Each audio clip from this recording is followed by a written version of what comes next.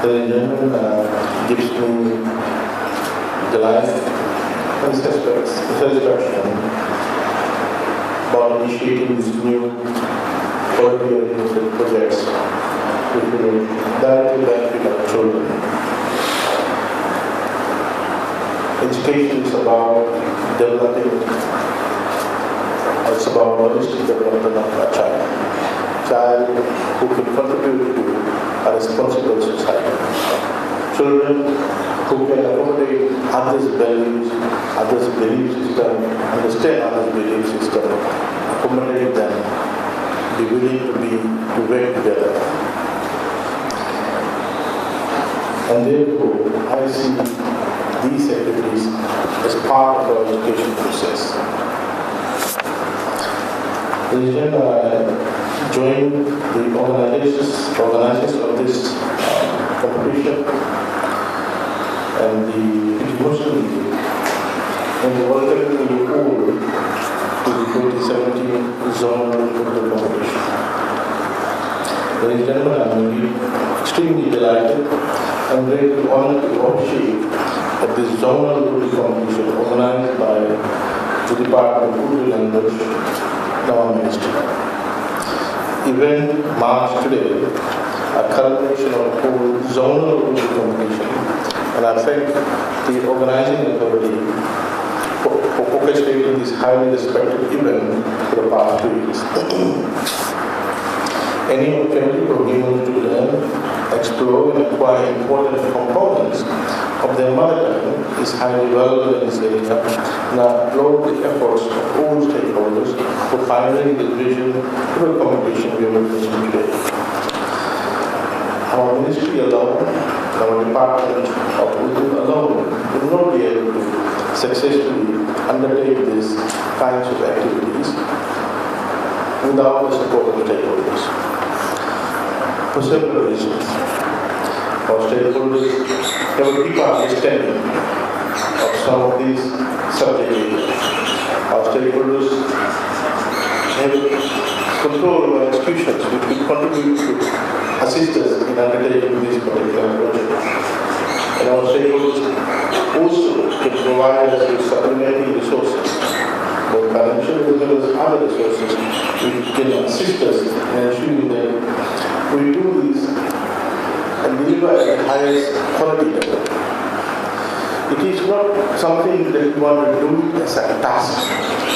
It is not something that we want to tick on our checklist. At the end of every activity, we want to see what is to how far the learning outcome has been delivered. So, for us, if we have created a body of knowledge with children where the body of knowledge didn't exist, that's where we say that the learning outcome is delivered. The body of knowledge is expanded among Islamic students. That's number one.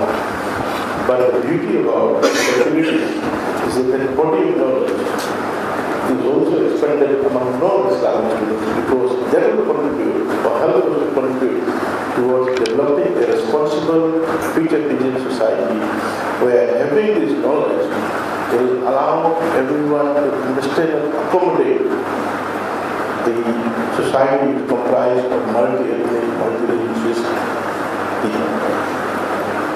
So this is the education journey that we have undertaken. And it is this regard that we have begun developing 2 pages on every religious festivals that we have in this country, so that our children are educated about what is Easter, what is Prophet Muhammad birthday, what it means, what is Ram, what is Holi. And I said to my colleagues, most of our children in our school system do not know why Easter has 4 days of holiday. Why is it alone? Why is it, what's happening on Friday? What's happening on Monday? All they know is it's a long period.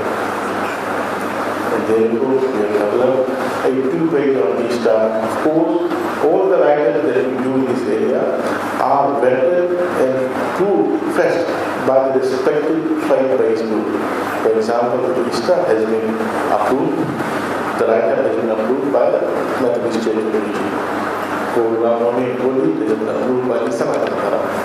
So similarly, we will get all those write-ups approved so that the ownership is there for any or anything that is responsible to respond. But it also allows us to take them on board with us and give them ownership as well about with regard to this educational journey that we have taken. Ladies and gentlemen, first and foremost, I want to thank our children who have participated in this competition. I will implore my colleagues that we need our children to edge out and differentiate themselves from the rest. Everyone will be graduating in year 6 certificate, year 8, year 10, year 12, year 13. All the students who pass year 12, all of them will be able to enter the university to the level part. But the employers will look at how different this child is. What is the additional knowledge, skills, and attributes that the child has that will make a difference to the workplace and the employer. So nowadays, employers do flip through the CV and see that we have won this particular competition, you participated in this particular competition, you are attached to the school, you participated in the oratory contest, you participated in the quiz contest, etc.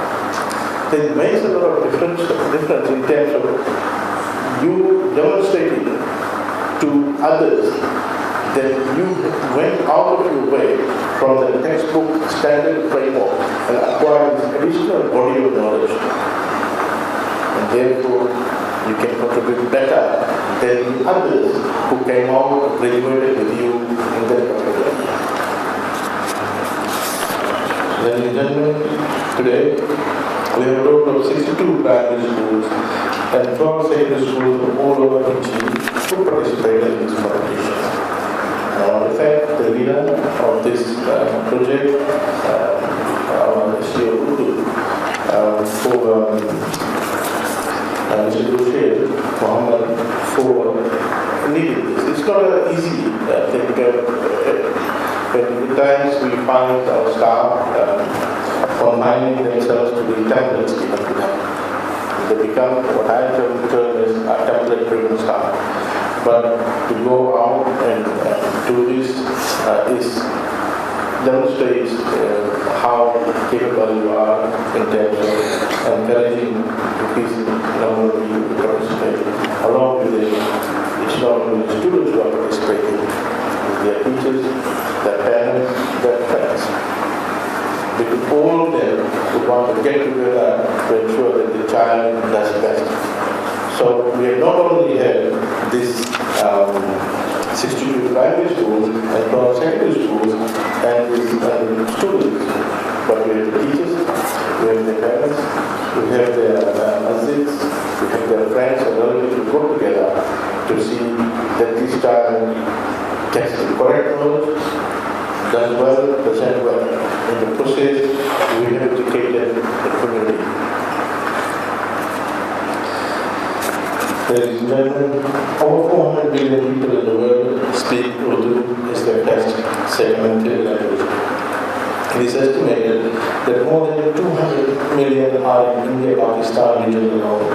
America, Europe, Arab, Africa, and other small nations, and English colonies also make up a large proportion of Urdu speakers.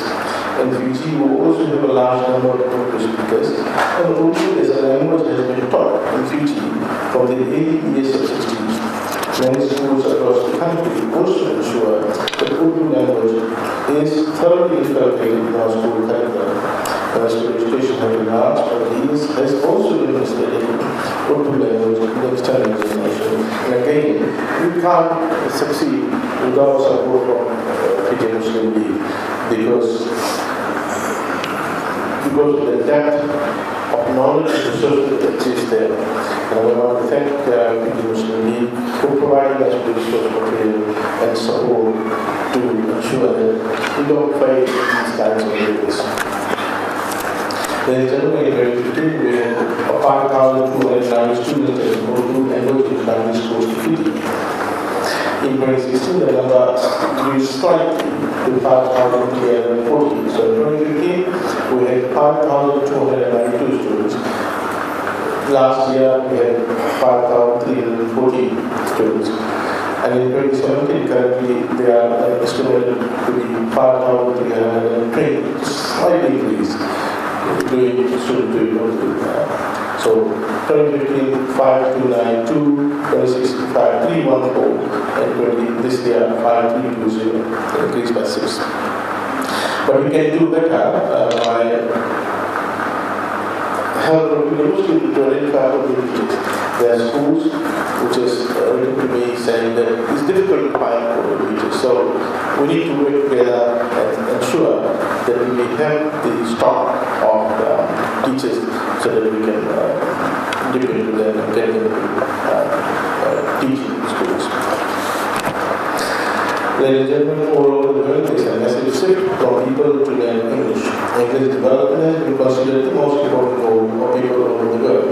Of course, it is mandatory to learn English, and it is regarded as a global language. And we should all ensure that our children become fluent readers and writers of English. However, what some people are not able to understand, that totally neglecting learning other languages such as the mother tongue will have negative implication on developing the child in their respective religion and values tradition to become a responsible citizen of Fiji or the country that they are living for. So it is the importance of learning mother tongue arises out of our willingness to contribute responsible citizens whose foundation are firmly pegged to religious philosophies and value systems. And it's through understanding their own language we will be able to provide a strong foundation, philosophical foundation, which is based on religion and values, which will become like a spine for the person to be steady and be able to progress and contribute to society and nation building. Unless until a person is strongly prepared on the religious foundation, it will be difficult to provide them to be stable and contribute to a progressive society and nation building. Now, for them to contribute, for them to have a strong thinking of strong foundation, they must have knowledge about their own language, because a large amount of literature is their own language. Ladies and gentlemen, the event today we will see children participating in Nazam competition. Nazam are cultural songs embedded with poetry foundations and comes in various variety of purposes. I am a strong Korean language. Given my background in music and results, and I listen a lot to Nadia Sen, Gulami, to some extent Jagjeet Singh, who used to sing Nazams, and I find this a very poetic language, very enriching. And I want to thank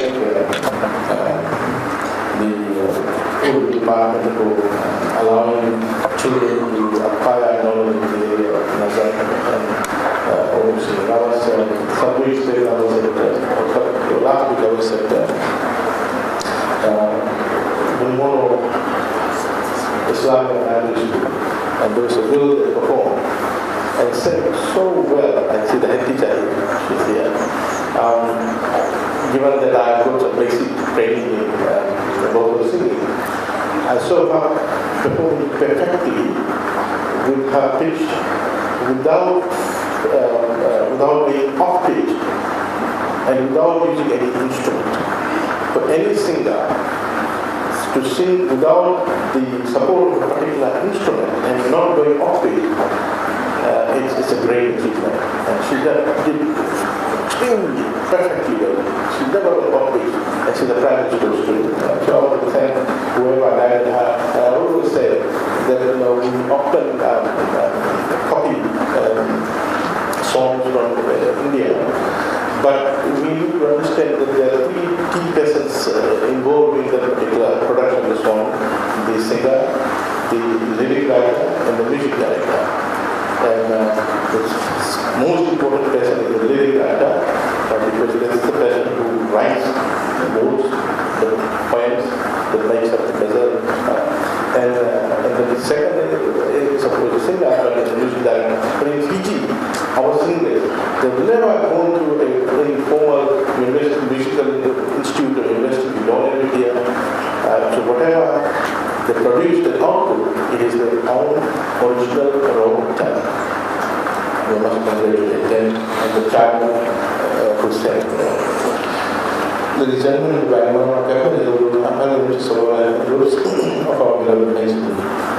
government today has from day one strongly advocated for strong nation to specialize in its diverse population. Our unique blend of culture and tradition is a marvel of the world. We, as a nation, are guaranteed under the Constitution on the right to freely practice our religion and its basic components such as advocacy to conserve and preserve our mother tongue. It is therefore competitions such as this are the plain strategy which urge prestige to this national vision. Ladies and gentlemen, our mother tongue is slowly but surely becoming endangered in certain areas of the society. While modernization and globalization are pivotal to this occurrence, it can also be attributed to the lack of determination from people to conserve and preserve the mother tongue and pass it to future generations, including their own parents. Sometimes we tend to think that by just speaking English at home, we will be able to accept, etc. But I think it's a misnomer. It is beyond doubt that all stakeholders, including parents, communities, and authorities, have to share a common vision about what kind of society we want. How do we want the society to understand and accommodate everyone's value system, belief system. And it is on that notion that we can go back and start developing the foundation, and this is one of those. Ladies and gentlemen, competitions of this nature are organized regularly to create development abilities in children who then seek knowledge and training that they get for this land and community. And I want to let you all know that resource cognition education is not a constraint, it should not be a constraint. It's your thinking outside the box, your willingness to come forward and develop frameworks, and we need to go forward and do these types of things. These types of things, doing these types of things will make your personal life uncomfortable. Too much comfort, complacency, that makes you slow, lethargic, and will not be able to get you to deliver or to get into the uncharted waters where new discoveries are done. I want to thank you very much for this leader of the team, because doing this type of thing gets you to travel out, makes you a bit uncomfortable. But unless and until you get out of the comfort zone, you won't be able to deliver these things. Ladies and gentlemen, I love the competition that is organized today, and I thank all those who made this successful.